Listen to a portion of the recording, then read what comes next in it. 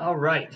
Hi, everyone. So this is going to be one of the first of the three videos you could watch this week about Unit 2. So Unit 2 is content that takes place over the same course as Unit 1, but this one is far more about the things that aren't states. This is about the things that connect the states together, and these are mainly routes of exchange.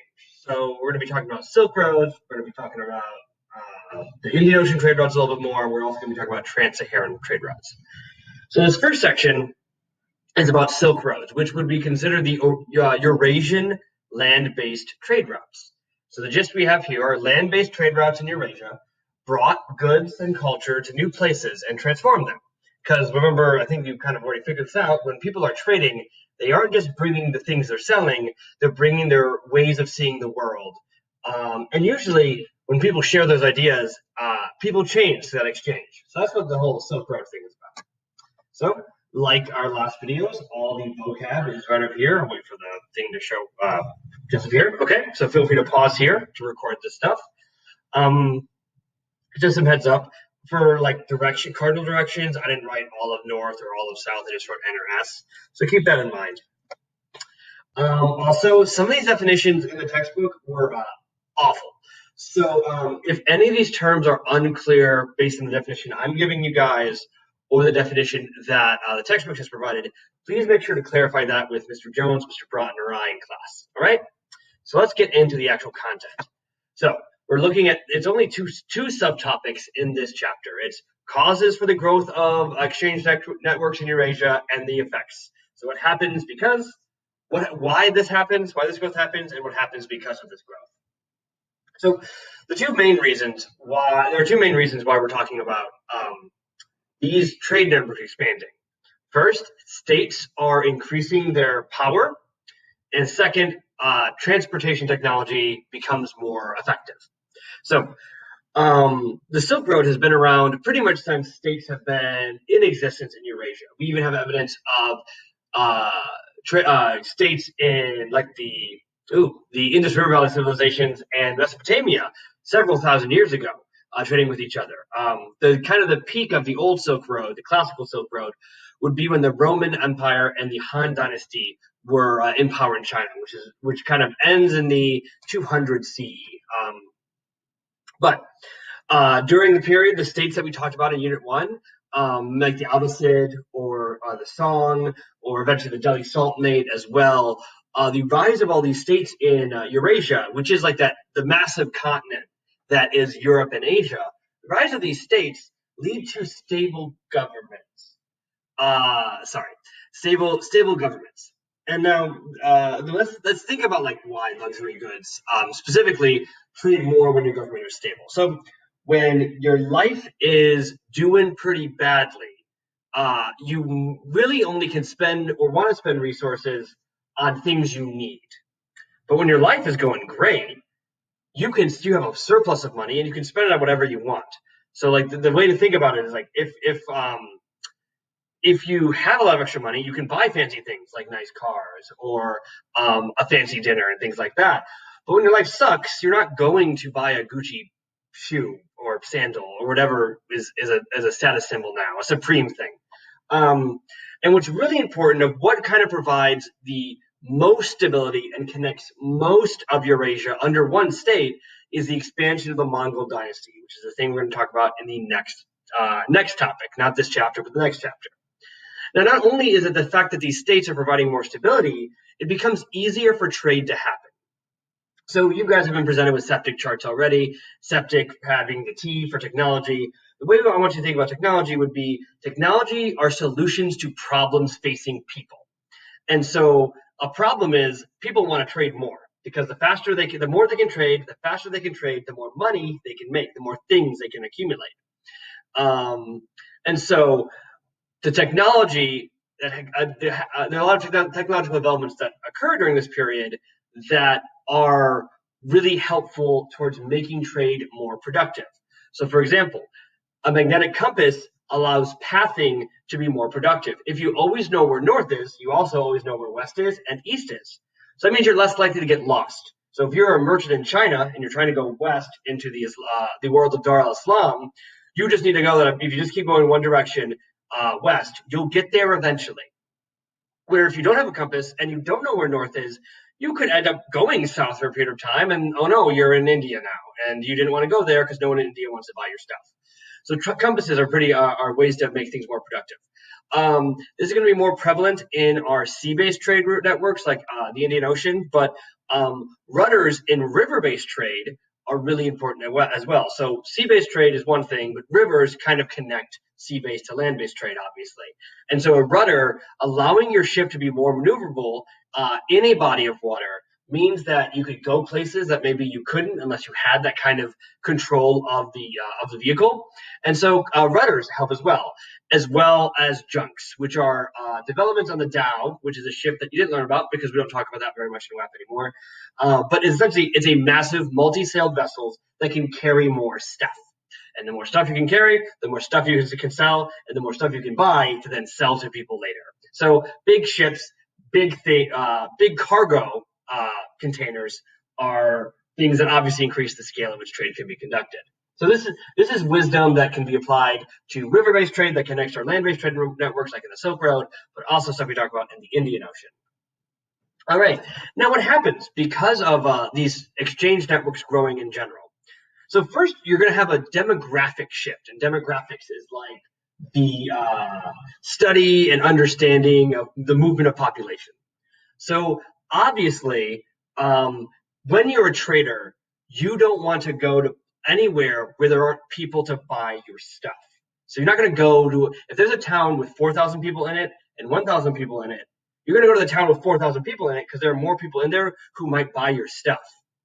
And what eventually happens along the Silk Road is almost an organic development of demographic shift.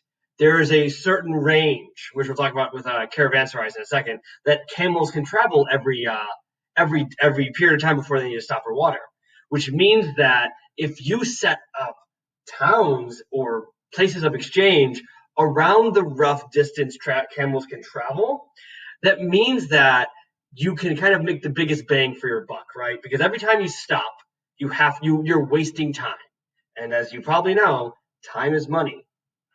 And so population centers develop around kind of the natural places where trade is most profitable. So for example, there's a massive mountain range that splits, the trade route.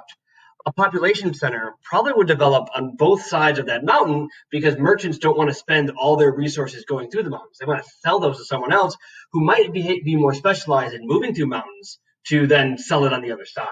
So the geography is impacting where cities are developing, and Kashgar and Samarkand that are defined in the vocab terms up there in the previous slides are examples of urban centers that developed because of this trade.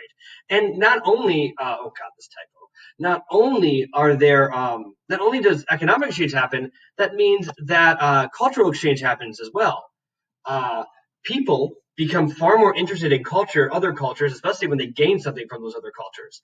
And so when a Christian merchant from from the Southwest Asia or the Middle East stops in Samarkand and meets a Buddhist monk, they talk, they share ideas, and then some of them come to the conclusion that Buddhism and Christianity are pretty similar.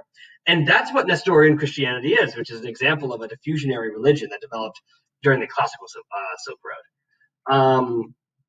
So the caravanserais are an example of like developments along the Silk Road that happened because of the exchange. So camels could only travel a certain distance.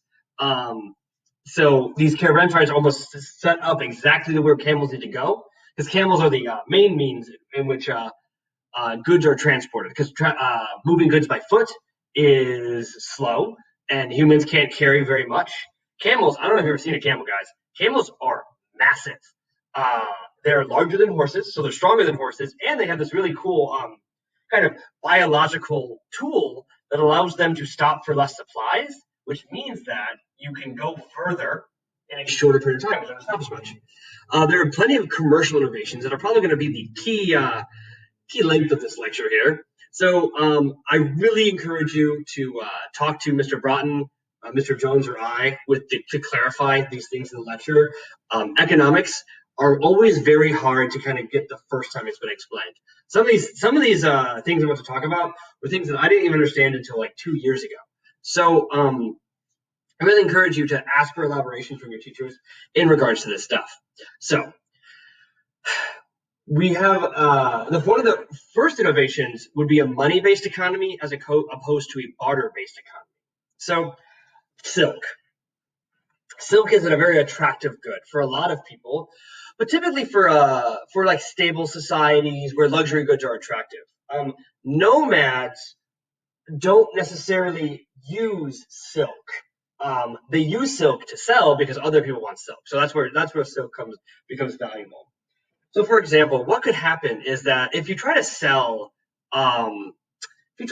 silk to a nomad who maybe is a hunter, so something meat for silk, you're not going to get much out of the return of investment because by the time you get back to where you came from to sell the meat has spoiled.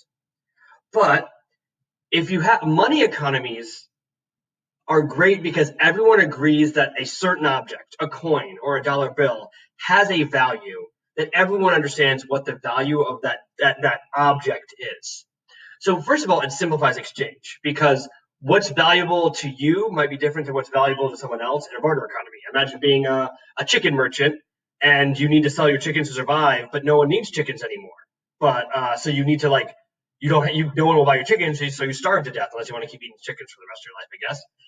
But a money economy means that a chicken's $5. And that means when you sell a chicken to someone who maybe doesn't even need a chicken, they can sell that chicken for $5 to someone else who needs the chicken. And they can go somewhere else to sell that chicken. Or you can go somewhere else to sell that chicken than like your local community. So because there's something else that everyone agrees has value, there isn't a bottleneck based on the individual needs of consumers in an economy. A credit system is another innovation that is kind of crazy to think about without the advent of like technology to verify it.